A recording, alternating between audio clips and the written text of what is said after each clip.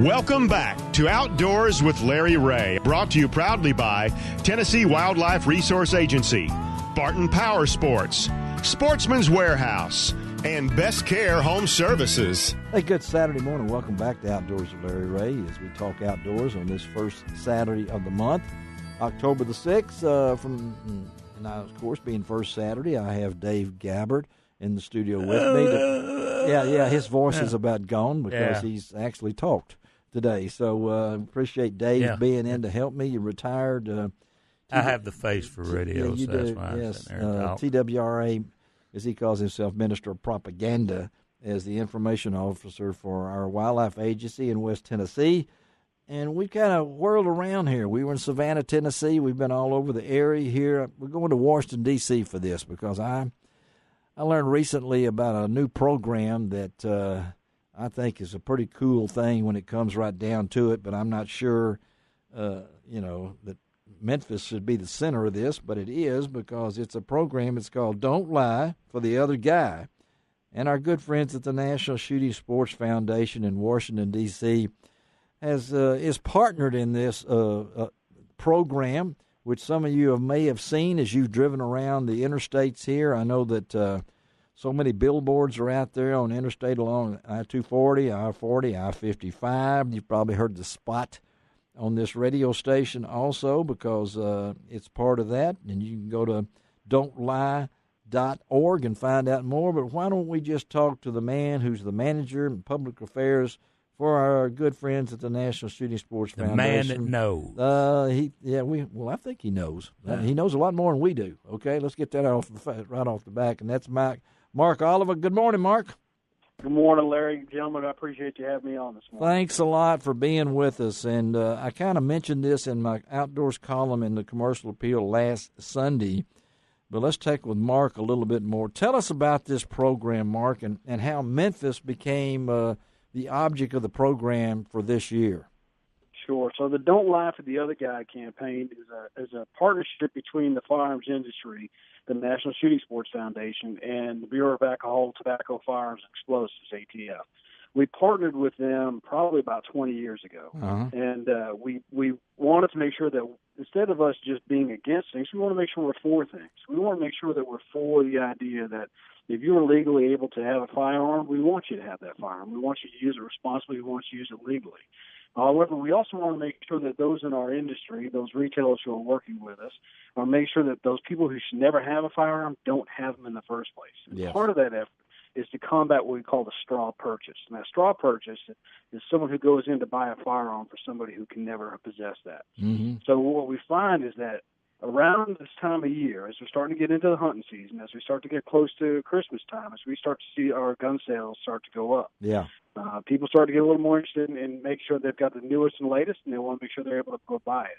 We also see people who are trying to take advantage of that and trying to slip through the cracks and buy firearms for those who should never have them, those who are convicted felons, those who have been adjudicated as mentally defective, who are not able to have a gun. And we want to make sure we keep the guns out of those hands. So that what you're seeing around town in Memphis is part of that campaign, a month-long campaign to remind people that if you try to buy a firearm for somebody who can't have one, you're risking 10 years in jail and a $250,000 fine. It's just not worth it. And why Memphis? Well, we work with the ATF to identify where they want to do this. We do it in 2 locations every year, and this year ATF asked if they could take this campaign to Memphis. Not that there's any particular problem that's going on in the city, not that there's any particular problem, but they want to make sure that we keep the pressure on to make sure that straw purchases remain at the low rate that they're at now. So of all the firearms crimes involving firearms, straw purchases tend to be on the low end of the scale. Yeah. But I think it's because we have a lot of awareness going about that. So we want to make sure we continue that awareness program.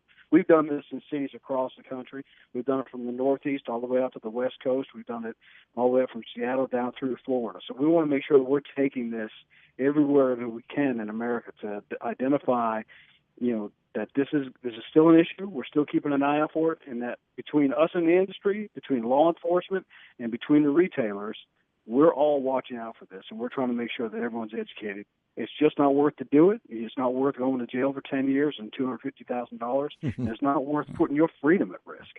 And you guys have designated 21 billboards. Get this, folks, 21 billboards around Memphis. I said most of a lot of them around I-240 and I-40 and I-55.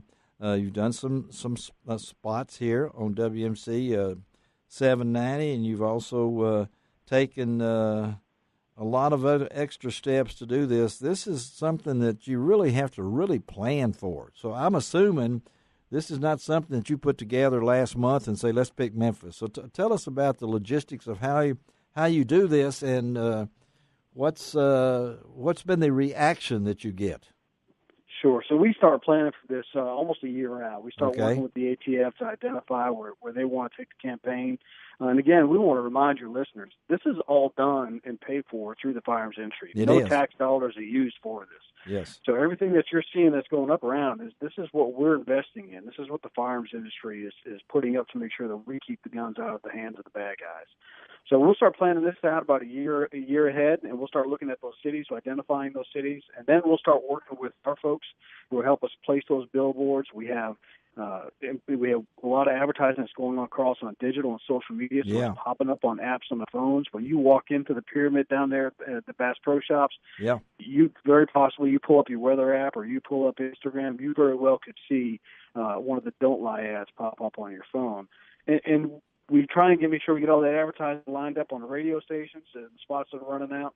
But we also plan every year, we try and kick off the campaign with a press conference. And the folks at Bass Pro Shop down the Pyramid were kind enough to allow us to come down.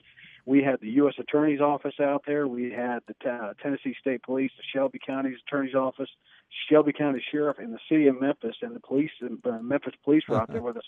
So you couldn't, visually you could see it right there. You had folks from my end of the business, the firearms industry. You had law enforcement. You had the people who were going to put the bad guys in jail, and you had retailers all there standing together saying, we're all in this together. We want you to enjoy your firearms. We want you to do it legally. If you can't have a gun, don't even think about coming down and trying to get one, because we're going to figure it out. We're going to put you in jail. I think that was probably the safest place to be in Memphis that day. I mean, it looked like it from the videos I've seen. But when I started thinking about this, and I'm looking at these figures, 22.5 million impressions will be delivered via billboards, digital, and social media advertising around Memphis, with more than 500,000 impressions through 30-second radio spots, like on this station right here. So the consequences here is this is all positive and shouldn't be looked at as negative for Memphis, right?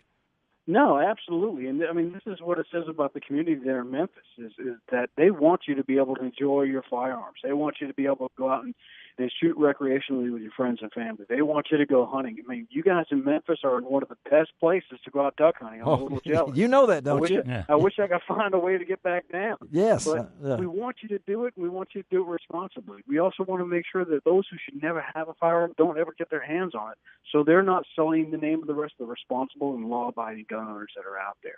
We know that there are people out there with ill intent, and we want to make sure that they never get their hands on a firearm, and that they're not going to be confusing what the criminal use of their firearms, that they're trying to do, the misuse of their firearms, with the legal and law-abiding firearms owners every day, especially there in Tennessee, who are out there enjoying what they do every day and exercising their Second Amendment rights. Memphis is a great city, and they were host to us, and they really wanted us in there. And I think it's because they want to make sure that their city remains to be a safe place and a welcoming place for people to exercise their Second Amendment rights. It came at a perfect time. We had a real tragedy here in Memphis real recently, where one of our most beloved citizens lost his life in a senseless crime downtown. And I thought about this program couldn't come at a better time as our city regroups from that incident and takes this as a way to show back. And the slogan to me is that don't lie for the other guy. You could put that on about anything, including my college roommate, back in those days and things along the line. But So the reaction, Mark, it's been on for since what 24th of September, something like that. End of September. We kicked it off on the 18th of September. Okay, so you're closing up the last couple of weeks here. We're getting near it. Yeah, we'll run it for a month long. The reaction has been great. The media that was able to come out to the press conference and press availability with us, yes. They were very welcoming. A lot of great questions. Yes. And I think that the folks in the city of Memphis understand this and get this, and they want to make sure that there may be that small element within the city that wants to do ill will towards others, and they're going to make sure that we're going to be vigilant. We're going to make sure we're watching out, and we're going to try to make sure that we're doing everything in our power to keep the firearms out of your hands, and that we make sure that those who are going to use them legally have access to them. Well, I think that you have set the tone here. I appreciate you spending time with us on this Saturday morning, folks. So now you have the answers. If you've been wondering and you missed the press conference or whatever it might be, what all these billboards are, and it's a positive thing. Mark, thank you. Tell all the friends at your office how much we appreciate the work of the National Shooting Sports Foundation. Appreciate you, and we'll stay in touch and talk down the road, okay? Absolutely, Larry. I appreciate you having us on, and good luck in the blinds this year. Thank you, buddy. Yeah. All right, Mark Oliva. And, when we talk in this last couple of minutes of the segment, you're a native Memphian. Yeah. You know that we take pride in our city, and I think I like this program. Oh, yeah. I mean, at first I kind of hinted I'm not sure is this good for me, but I really think this is and especially you need the backing of law enforcement. Yes. But you also, the biggest thing, you need the backing of, I call the judicial system. Yeah. Because being in enforcement as many years as I was prior, and looking at cases, sometimes the firearms-related cases get traded away for something. Yeah. You know. Well, this is great. So go to www.lia.org, and you can find out all the information about it. But they're on the billboards. Just look at the billboards around town and listen to the promos on the radio station, including this one right here. All right, let's take a break.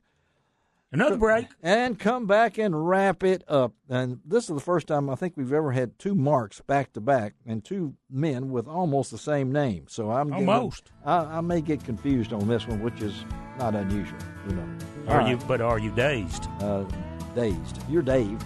Dazed and confused. said, I thought you said Dave. Am I Dave? It's kind of like shock and awe.